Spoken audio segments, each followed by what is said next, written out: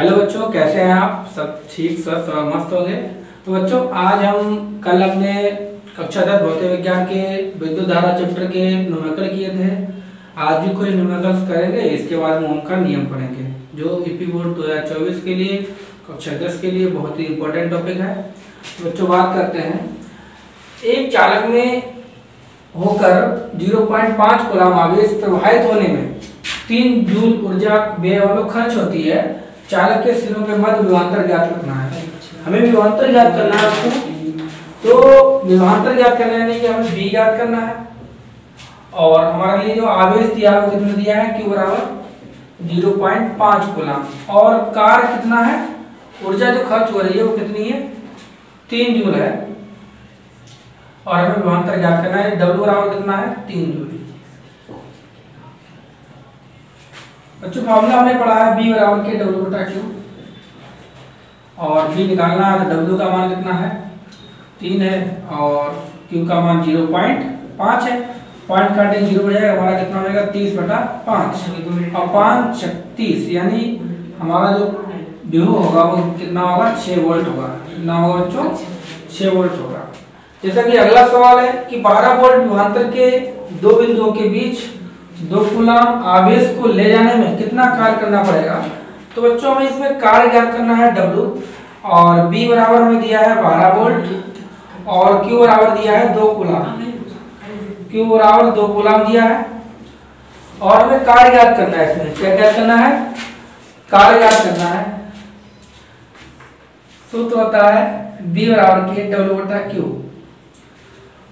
W निकालना है, हम W बराबर हो जाएगा हमारा B की, उसका क्रॉस मल्टीप्लाई कर दें इस प्रकार से, और B का मान है हमारे पास 12, Q का मान है 2, तो बच्चों हमारा आंसर आ जाएगा 24 जूल। अगला सवाल है, अगले सवाल में कहा है कि 6 वोल्ट बैटरी से गुजरने वाले हर एक कूलम आवेश की कितनी ऊर्जा की, मतलब आवेश को कितनी ऊर्जा दी जाती है। हमें ऊर्जा ज्ञात करनी है, यानी W ज्ञात करना है इसमें, और B बराबर दिया है 6 वोल्ट, और हमें Q बराबर दिया है 1 कूलम। तो बच्चों, हमें इसमें फॉर्मूला है B बराबर के W बटा Q हमारे पास, और W का मान ज्ञात करना है, तो हमारा हो जाएगा W बराबर BQ, और B का मान हमारे पास है 6, Q का मान है 1, तो कितना हो जाएगा, 6 जूल। कितना हो जाएगा, 6 जूल ऊर्जा हर एक कूलम को हमें देनी पड़ेगी। तो बच्चों, ये हमने विद्युत विभव और विभवांतर से संबंधित न्यूमेरिकल्स किए।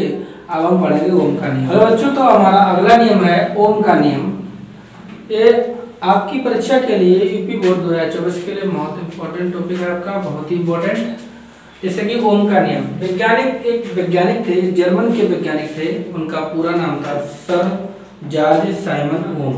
तो उन्हें ओम के नाम से जानते थे। जैसा कि दिया गया है कि सन 1826 ईस्वी में जर्मन वैज्ञानिक जॉर्ज साइमन ओम ने विभिन्न चालकीय पदार्थों के सिरों पर विभवांतर लगाकर उसमें धारा प्रवाहित की, और उनका अध्ययन किया, विद्युत धारा का अध्ययन किया, और विभवांतर एवं धारा के बीच में एक संबंध दिया। वो लगातार प्रयोग करते रहे, लेकिन एट लास्ट ये कि उन्होंने विभवांतर और धारा के बीच एक अपना संबंध स्थापित कर दिया, जिसे उन्हीं के नियम के नाम के आधार पर जाना जाने लगा, जिसे हम कहते हैं ओम का नियम। तो बच्चों, ओम का नियम हमारा है, हम कहेंगे इस नियम के अनुसार, यानी ओम का नियम, आपको एक चीज आपको पता होनी चाहिए कि यदि किसी चालक की भौतिक अवस्था, कोई चालक है उसकी भौतिक अवस्था, जैसे उसकी ताप है, दाब है, लंबाई है, क्षेत्रफल आदि को ना बदलें, इनमें कोई चेंजिंग ना करें, कोई परिवर्तन ना करें, तो उसके सिरों पर लगाया गया विभवांतर उसमें प्रवाहित विद्युत धारा के अनुक्रमानुपाती होता है। क्या कहा उन्होंने, कहा यदि किसी चालक की भौतिक अवस्था लंबाई, ताप, समय, लंबाई, ताप, दाब, क्षेत्रफल आदि को ना बदलें, तो उसके सिरों पर लगाया गया विभवांतर उसमें प्रवाहित विद्युत धारा के अनुक्रमानुपाती होता है। यदि किसी चालक के सिरों पर बी विभवांतर लगाने पर, कोई चालक है उसके सिरों पर हमने बी विभवांतर लगाया और उसमें प्रवाहित धारा आई हो, तब ओम के नियम से विभवांतर बी है उसमें प्रवाहित धारा आई है, और आपने पढ़ा है कि क्या होता है, समानुपाती होते हैं या अनुक्रमानुपाती होती है, तो हम लिख लेंगे बी अनुक्रमानुपाती आई। इससे हम समानुपाती बोल सकते हैं। तब ये समानुपाती का चिन्ह जब हटाएंगे तो B बराबर हो जाएगा RI। तो बच्चों यहाँ R आया, R क्या हुआ, एक निर्देशांक हुआ, जहाँ R एक समानुपाती निर्देशांक है जिसे चालक का विद्युत प्रतिरोध कहते हैं। ये RE क्या करता है, ये धारा के मार्ग में बाधा उत्पन्न करता है, इसे हम प्रतिरोध कहते हैं। इसका अगर हम प्रतिरोध के फार्मूले की बात करेंगे तो हमारा हो जाएगा R बराबर के B बटा I। बच्चों प्रतिरोध का जो मात्रक होता है वो ओम होता है, और ये ग्रीक भाषा का शब्द है ओम, इससे रिप्रेजेंट किया जाता है। या यह मात्रक होगा कि B फॉर वोल्ट और A फॉर एम्पियर, तो वोल्ट प्रति एम्पियर भी इसका मात्रक होता है। तो बच्चों इसे हम ग्राफ के माध्यम से समझेंगे। ए ग्राफ है, इसमें ए जो रेखा है आपको धारा को एम्पियर में नोट कर रही है, बता रही है, और ए विभवांतर को वोल्ट में दिखा रही है। तो यदि हम धारा बढ़ाएंगे तो विभवांतर भी बढ़ेगा, और इसका ग्राफ जो है वो इस सरल रेखा में प्राप्त होता है। वो रेखा हमें बिंदु P होगी, क्या होगी, OP। तो धारा और विभवांतर के बीच जो ग्राफ है वो इस सरल रेखा में प्राप्त होता है ओम के नियम से, और इसका मतलब भी यही है कि अगर विभवांतर को बढ़ाएंगे तो धारा भी बढ़ेगी। तो बच्चों इस प्रकार से हमने ओम का नियम पढ़ा, ये आपकी बोर्ड परीक्षा के लिए बहुत ही इंपॉर्टेंट है। तो अभी हमने ओम का नियम पढ़ा था, अब हम ओम के नियम से जो फार्मूला निकला था उससे रिलेटेड जितने न्यूमेरिकल्स हैं उनका अध्ययन करेंगे। जैसा कि सवाल में दिया है कि एक चालक तार का प्रतिरोध ज्ञात करो, यदि उसमें 0.5 एम्पीयर की धारा प्रवाहित करने पर उसके सिरों पर 2 वोल्ट का विभवांतर उत्पन्न होता है।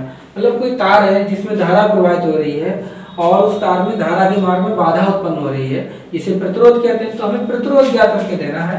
तो बच्चों हमें निकालना क्या है, R ज्ञात करके देना है। प्रतिरोध को R से लिखते हैं, और उसमें धारा कितनी मिल रही है, 0.5 एम्पीयर की धारा मिल रही है। बच्चों धारा का मात्रक एम्पीयर होता है, और हमें विभवांतर ज्ञात करना है। B बराबर कितना होता है, 2 वोल्ट। इसका मात्रक बेटा क्या होता है, वोल्ट होता है।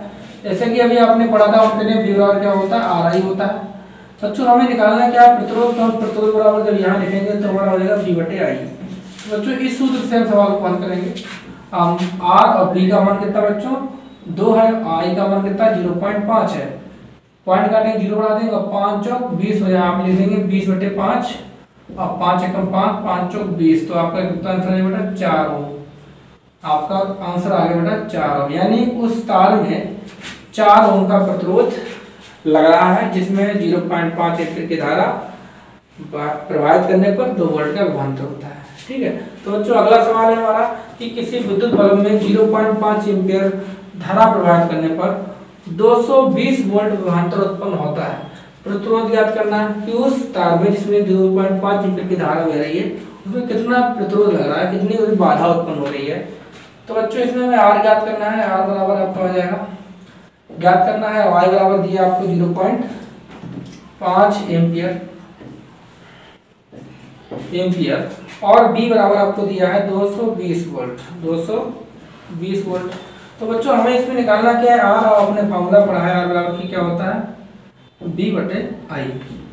तो बच्चों हमारे पास B कितना है, 220 वोल्ट है, और I कितना है 0.5 है। हम ये पॉइंट काटेंगे तो 1 बढ़ा देंगे, तो बच्चों हमारा हो जाएगा 2200 बटे 5। इसको हम भाग कर लेंगे, 5 चौक 20, 5 चौक आपका 20 हो जाएगा, और आपका बचेगा 2, वहाँ 5 चौक 20। तो बच्चों आपका उत्तर जो आएगा वो आ जाएगा R बराबर 440 ओम, 440 ओम आ जाएगा। तो बच्चों अब अगला टॉपिक हमारा है प्रतिरोध। प्रतिरोध क्या होता है, जब किसी तार में धारा बहती है तो उसमें धारा के मार्ग में रुकावट उत्पन्न होती है, उसे क्या कहते हैं, प्रतिरोध कहते हैं। इसकी परिभाषा है कि चालकों में आवेशों के प्रवाह में उत्पन्न बाधा को प्रतिरोध कहते हैं। क्या कहते हैं, प्रतिरोध कहते हैं।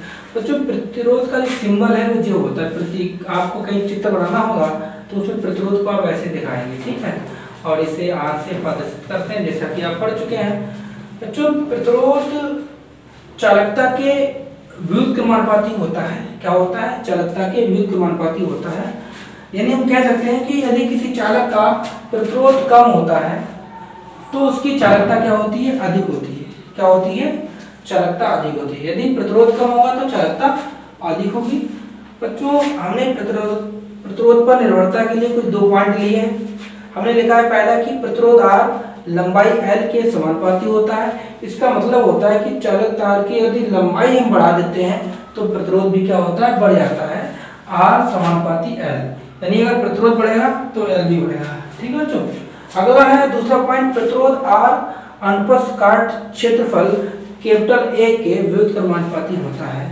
इसका मतलब है यदि हम चालक तार को मोटाई बढ़ा देते हैं तो उसका प्रतिरोध कम हो जाता है, यानी इसलिए हम लिख सकते हैं आर व्युत्क्रमानुपाती 1/n है।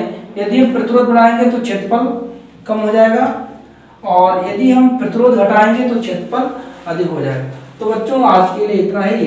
आज के आपके टॉपिक यूपी बोर्ड परीक्षा के लिए आपके लिए इम्पोर्टेंट है और आपको फिजिक्स को बेसिक से समझने के लिए, बड़े टॉपिकों को समझने के लिए बहुत ही सहायक होंगे। जिन बच्चों ने मेरे चैनल को सब्सक्राइब ना किया है वो सब्सक्राइब कर लें और लाइक शेयर कमेंट करते रहें। आप यूँ बच्चों मेरा साथ देते रहें, मुझे सपोर्ट करते रहें। धन्यवाद। जय हिंद।